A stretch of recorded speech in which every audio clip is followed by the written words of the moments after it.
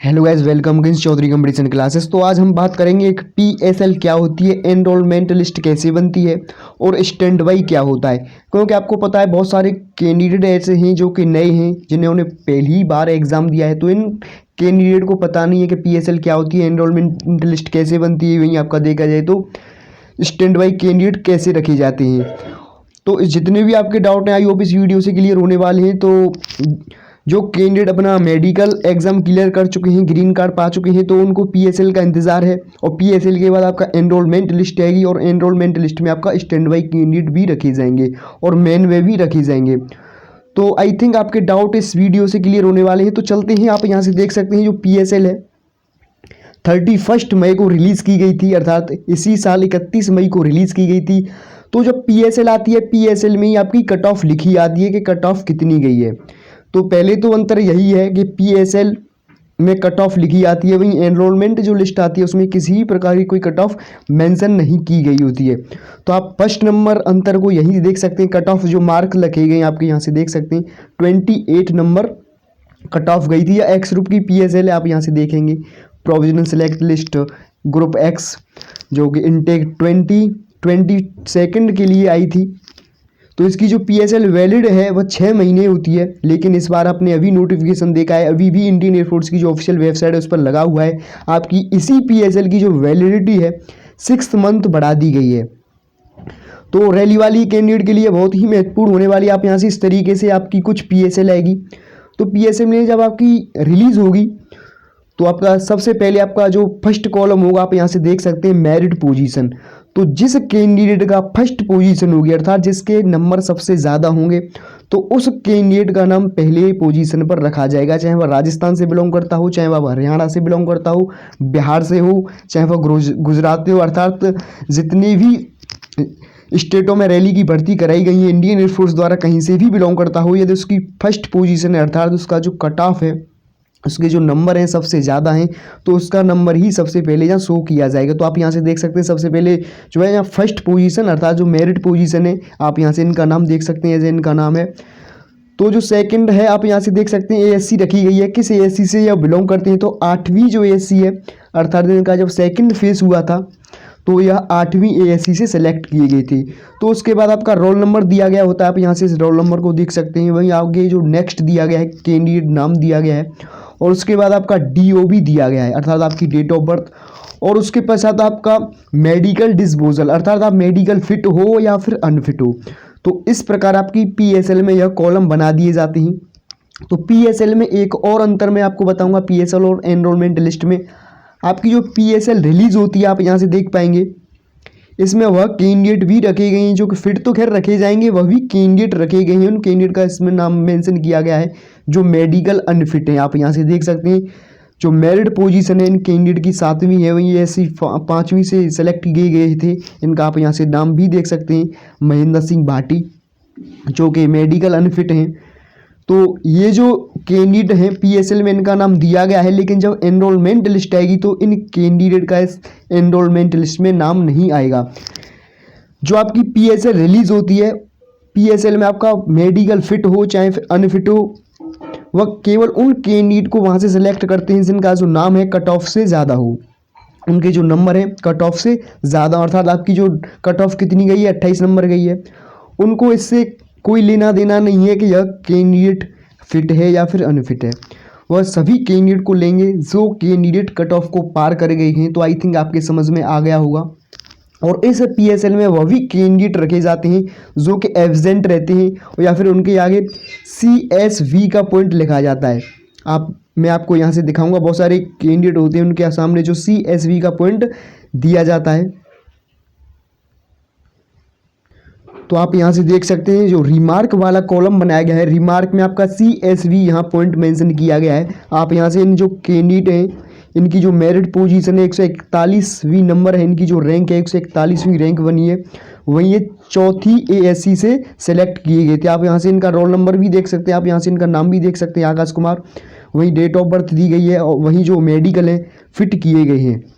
तो इनका जो पॉइंट रिमार्क दिया गया है वह CSV दिया गया है, अर्थात आपका जो CSV का जो मतलब होता है सर्टिफिकेट टू सब्जेक्ट वेरिफिकेशन, अर्थात इनके डॉक्यूमेंट्स में कुछ कमी थी जब इन्होंने अपना जो रजिस्ट्रेशन किया था, तो हो सकता है इनका जो आधार कार्ड है और जो आपका जो 10th और 12th की जो मार्कशीट है उसमें इनका नाम मैच नहीं हो रहा हो।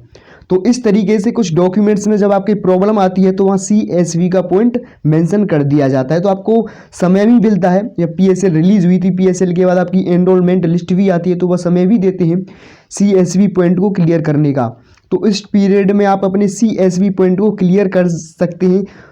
तो आप यदि इनको CSV का पॉइंट है, यदि इनको CSV का पॉइंट क्लियर करना है तो क्या करना होगा, सबसे पहले इनको जिस ASC से ये सेलेक्ट किए गए थे उसी ASC पर इनको जाना होगा और वो सारे डॉक्यूमेंट्स दिखाने होंगे जो इन्होंने जब ऑनलाइन रजिस्ट्रेशन फॉर्म जमा किया था, और वो सब आपका आधार कार्ड, आपका जो 10th और 12th की जो मार्कशीट है उसमें जितने भी नाम होते हैं, DOB होती है, सब एकदम सेम होना चाहिए। तो ये वहाँ से अब जिनको दिखा देंगे तो एनरोलमेंट लिस्ट में इनका कोई रिमार्क बन के नहीं आएगा और इनका जो नाम है आराम से उसमें आ जाएगा। तो आई थिंक आपके समझ में आ चुका होगा CSV क्या होता है। तो PSL में वो सभी कैंडिडेट शामिल कर लिए जाते हैं जो कि मेरिट में तो आते हैं, कट ऑफ में तो आ जाते हैं। आपने देखा था कि ऐसा कैंडिडेट भी था जिसकी जो मेरिट पोजीशन है 7वीं बन रही है, महेंद्र सिंह भाटी, लेकिन जो मेडिकल अनफिट है तो उस कैंडिडेट को वह एनरोलमेंट लिस्ट से बाहर कर देंगे। उससे ये फ़र्क नहीं पड़ता है उसकी मेरिट पोजीशन कौन सी है, क्योंकि वह मेडिकल अनफिट है। तो यह होता है PSL में आपका मेडिकल अनफिट वाले कैंडिडेट भी लिए जाते हैं, वहीं आपका एब्सेंट भी लिए जाते हैं, वहीं आपका जो रिमार्क में CSV अर्थात जिनके डॉक्यूमेंट्स में कुछ कमी उनको दिखाई देती है तो उन कैंडिडेट को भी वह ले लेते हैं। तो आप यहाँ से देखेंगे कुल मिलाकर कितने कैंडिडेट सेलेक्ट किए गए थे एक्स ग्रुप के लिए, तो आप यहाँ से देख भी सकते हैं। कुल मिलाकर 4382 ऐसे कैंडिडेट रखे गए थे जो कि PSL में, जब आपकी PSL रिलीज़ की गई थी 31 मई 2020 को, तो उसमें 4382 कैंडिडेट सेलेक्ट किए गए थे PSL में। तो इस PSL में वो सभी कैंडिडेट शामिल थे जो कि फिट थे, अनफिट थे, एब्सेंट थे, जिनका या फिर इनका CSV का पॉइंट था। तो वहीं एनरोलमेंट लिस्ट में आपको दिखाऊंगा कि उसमें किस तरीके के कैंडिडेट रखे जाएंगे और यहाँ से कुल मिलाकर कितने कैंडिडेट कम कर दिए जाएंगे। तो हम एनरोलमेंट लिस्ट पर आ चुके हैं। आप यहाँ से इसको रीड भी कर सकते हैं, जो फर्स्ट नंबर दिया गया आप यहाँ से देख भी सकते हैं। Enrolment list candidate called for enrolment for intake 2020 group x. तो एक्स ग्रुप की यह वही जो PSL रिलीज़ की गई थी, इससे पहले मैंने आपको जो नोटिफिकेशन पढ़ के दिखाया था, जो PDF थी, सेम उसी की यह PDF है, वह PSL थी लेकिन यह एनरोलमेंट लिस्ट है। सेम ट्रेड है, आप यहाँ से देख सकते हैं। एक्स ग्रुप की जो मैंने PSL दिखाई थी वहीं आपको जो मैं एनरोलमेंट लिस्ट दिखा रहा हूँ वह भी एक्स ग्रुप की है। तो आप यहाँ से इंस्ट्रक्शन फर्स्ट को देखेंगे तो आप यहाँ से पढ़ पाएंगे, this list is in order of ASC roll number of the candidate and it does not indicate merit position. तो यह जो आपकी जो PSL है उसमें मेरिट पोजीशन आती है, आपका जो रैंक वाइज कैंडिडेट लिए जाते हैं, लेकिन यह जो आपका एनरोलमेंट लिस्ट जारी किया जाता है तो ये आपका सीरियल नंबर से दिया जाता है, आपका रोल नंबर से दिया जाता है, वहीं आपका ASC वाइज दिया जाता है। इसमें किसी भी प्रकार की कोई मेरिट पोजीशन नहीं शो की जाती है। तो इसमें आपका आपने यहाँ से देख भी लिया है कि रोल नंबर वाइज और आपका ASC वाइज कैंडिडेट के नाम शो किए जाते हैं। तो आप यहाँ से देख भी सकते हैं, इसमें यहाँ से जो फर्स्ट कॉलम है उसमें लिखा हुआ है सीरियल नंबर, वही आपका जो नेक्स्ट है ASC, roll number, candidate name, DOB, called age, reporting training institute और रिपोर्टिंग डेट और रिमार्क। तो जो फर्स्ट सीरियल नंबर है आप यहाँ से देख सकते हैं, फर्स्ट ASC से जब बिलोंग करते हैं तो यह फर्स्ट पोजीशन इनकी नहीं थी लेकिन सीरियल नंबर से दिया गया है ASC वाइज। आप यहाँ से इनका रोल नंबर भी देख सकते हैं, संदीप शर्मा इनका नाम है, वहीं जो मेन में यह बुलाए गए हैं। तो यहीं से आपके डाउट क्लियर होंगे स्टैंड बाई क्या होता है। तो इनका जो रिपोर्टिंग ट्रेनिंग इंस्टीट्यूट है वो बेलगावी है, ATS। तो इस बार क्या हुआ था कि कोरोना वायरस की वजह से आपको सीधा बेलगांव ही रिपोर्टिंग करना था, लेकिन पिछली बार क्या होता था, कोरोना वायरस से पहले जब आपकी रिपोर्टिंग होती थी, यदि आप एनरोलमेंट कर लिए जाते थे इंडियन एयरफोर्स द्वारा, तो वह अपनी ASC पर ही आपको बुलाते थे। जैसा कि मैंने आपको दिखाया था, यदि किसी कैंडिडेट है, कोई कैंडिडेट है, आप यहाँ से संदीप शर्मा को ही देख सकते हैं, तो यह एनरोल किया गया है। यदि कोरोना नहीं होता तो उसको रिपोर्टिंग अपनी फर्स्ट ASC पर ही रिपोर्टिंग करना होता था, लेकिन ऐसा नहीं हुआ था। कोरोना वायरस की वजह से जो कैंडिडेट है संदीप जो शर्मा है, इसको सीधा बेलगांव ही जाना पड़ा था। यदि कोरोना नहीं होता तो इसको फर्स्ट ASC पर ही जाना पड़ता और वहीं से या ट्रेन के ज़रिए बेलगांव पहुंचा दिया जाता। तो इस बार ऐसा कुछ नहीं हुआ है। तो आप यहाँ से देख सकते हैं एनरोलमेंट लिस्ट में उन कैंडिडेट के नाम नहीं दिए गए हैं जो मेडिकल अनफिट थे। तो एक यहाँ से एक यह भी अंतर आप यहाँ से देख सकते हैं, अनफिट वाले कैंडिडेट हटा दिए गए हैं, वही रिमार्क वाले कैंडिडेट हटा दिए गए हैं, और जो कैंडिडेट एब्सेंट थे उन कैंडिडेट को भी यहाँ से हटा दिया गया है, रिमूव कर दिया गया है। तो वहीं आप देखेंगे जो मेन आप यहाँ से देख सकते हैं किस में बुलाए गए हैं, मेन में या फिर स्टैंड बाई में।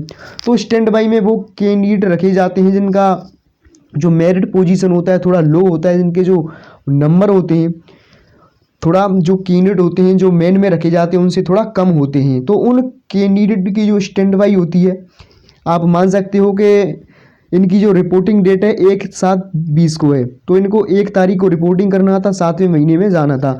तो माना कि उस दिन इंडियन एयरफोर्स ने 200 कैंडिडेट बुलाए थे। तो इसमें क्या होगा कि यदि 200 में से 195 कैंडिडेट रिपोर्टिंग करते हैं और 5 कैंडिडेट ऐसे रहते हैं जो एब्सेंट रहते हैं, तो वो क्या करेंगे, स्टैंड बाई वाले से ले लेंगे। तो इस तरीके से आपका वहाँ स्टैंड बाई क्लियर हो जाता है। तो जो कैंडिडेट एब्सेंट रहते हैं उनके स्थान पर जो कैंडिडेट स्टैंड बाई में रखे जाते हैं उनको वहाँ से उठा लिया जाता है। तो आप यहाँ से देखेंगे कुल मिलाकर एनरोलमेंट लिस्ट में कितने कैंडिडेट के नाम आए थे वही आपका देखते हैं। आप यहाँ से देख सकते हैं स्टैंड बाई में रखे गए हैं कैंडिडेट। जब आपकी जो एनरोलमेंट लिस्ट आती है तो उसमें जो कैंडिडेट होते हैं स्टैंड बाई रखे जाते हैं और मेन में रखे जाते हैं, लेकिन पीएसएल में इस प्रकार का कोई रिमार्क नहीं दिया गया होता है। तो यह भी एक अंतर है, एनरोलमेंट लिस्ट से ही हमको पता चलता है कि हम मेन में हैं या फिर स्टैंड बाई में रखे गए हैं। वैसे हमें पीएसएल से भी पता लग जाता है क्योंकि रैंक से पता लग जाता है, जिनकी जो रैंक हाई होती हैं तो वह मेन में ही आने वाले हैं डेफिनेटली, जैसा कि आपको मालूम है। तो आप यहाँ से देख सकते हैं स्टैंड बाई में कैंडिडेट रखे गए हैं। जब आप नेक्स्ट नंबर को बहुत सारे कैंडिडेट हैं जो स्टैंड बाई में रखे गए हैं। आप यहाँ से देख सकते हैं करीब 250 ऐसे कैंडिडेट थे जो कि स्टैंड बाई में रखे गए थे। और वहीं देखें तो एनरोलमेंट कुल मिलाकर कितने कैंडिडेट किए गए थे, तो आप यहाँ से देख सकते हैं कुल मिलाकर 2880 कैंडिडेट ऐसे रहे कि जो एक एक्स ग्रुप के जो एनरोलमेंट लिस्ट आई थी उसमें रखी गई थी। तो 2880 कैंडिडेट कुल मिलाकर एनरोलमेंट लिस्ट में रखे गए थे। वहीं आपका जो पीएसएल रिलीज हुई थी तो उसमें कुल मिलाकर 4382 कैंडिडेट आए थे। तो आप यहाँ से देख सकते हैं इतनी बड़ी मात्रा में एनरोलमेंट लिस्ट से बाहर कर दिए गए हैं कैंडिडेट। आप 2880 कैंडिडेट एनरोल किए गए हैं, लेकिन पीएसएल में कितने के नाम आए थे, 4382। तो आप यहाँ से देख पाएंगे ये कैंडिडेट इंक्लूड है इसमें जो कि इनफिट भी हैं, एब्सेंट भी हैं, और बहुत सारे ऐसे कैंडिडेट भी होते हैं जिनको सीएससी में पॉइंट होता है, रिमार्क होता है, लेकिन वो अपने पॉइंट को क्लियर नहीं करा पाते हैं। तो 2880 कैंडिडेट का एनरोलमेंट लिस्ट आया था पिछली बार एक्स रू में, और इस बार भी आप यहाँ से लगा सकते हैं कि 2500 प्लस ही आने वाला है एक्स ग्रुप का। और जो भी कैंडिडेट जिस कैंडिडेट के मन में कोई डाउट अब भी रह गया हो कि पीएसएल क्या होती है, एनरोलमेंट लिस्ट क्या होती है, किस तरीके से आपका स्टैंड बाई क्लियर होता है, तो आप कमेंट में जाकर अपना पूछ सकते हैं। वैसे मैं डिस्क्रिप्शन में अपना व्हाट्सअप नंबर भी दे दूंगा, तो आप वहां से भी अपना डाउट क्लियर कर सकते हैं। तो आई थिंक आपके समझ में आ चुका होगा। मेरे पास अभी वाई ग्रुप की भी एनरोलमेंट लिस्ट है और साथ साथ में जो पीएसएल आई थी उसकी भी है।